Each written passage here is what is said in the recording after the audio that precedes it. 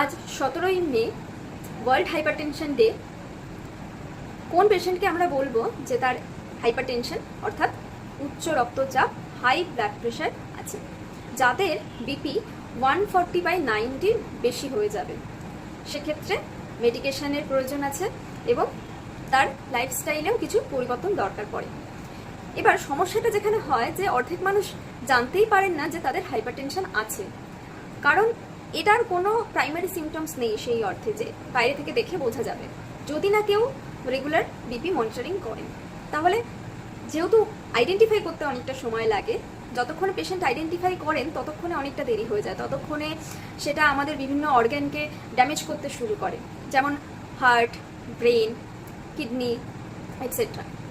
এবং এখান থেকে যদি আনকন্ট্রোল থাকে HTN, তাহলে stroke, heart attack, kidney failure এগুলো হতে পারে। তো যেহেতু আইডেন্টিফাই করতে অনেকটা দেরি হয়ে যায়, তাই প্রথম স্টেপ হচ্ছে বিপি মনিটরিং করা। মোটামুটি একটা সার্টেন ইন্টারভেলে, সেটা 2 সপ্তাহ অন্তর হতে পারে, মাসে একবার হতে পারে। আর সল্টের ইনটেক কমাতে হবে, দিনে 5 গ্রামের বেশি নুন খাওয়া যাবে না। তার সাথে ভালো ঘুম, ফিজিক্যাল অ্যাক্টিভিটি, এক্সারসাইজ, যদি এক্সারসাইজ করার সময় না পাওয়া যায় অ্যাটলিস্ট দিনে 30 মিনিট হাঁটা, সেটা আলাদা করে সময় বের করে হাঁটা পসিবল না হলে রাস্তাঘাটে, অফিসে বা কাজে যাওয়া আসার পথে হাঁটাচলা করা, অটো রিক্সা এগুলোকে অ্যাভয়েড করে হাঁটা।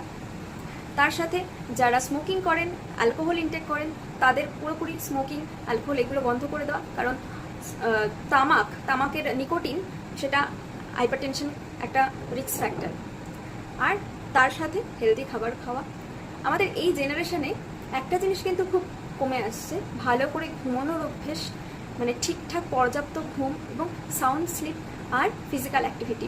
এখনকার বাচ্চারা মাঠে গিয়ে খেলাধুলো করে না, এখনকার বাচ্চারা ছোট থেকেই রাত 12টাতে ঘুমোতে অভ্যস্ত হয়ে যায়। তো সেই দিকটা খেয়াল রাখতে হবে।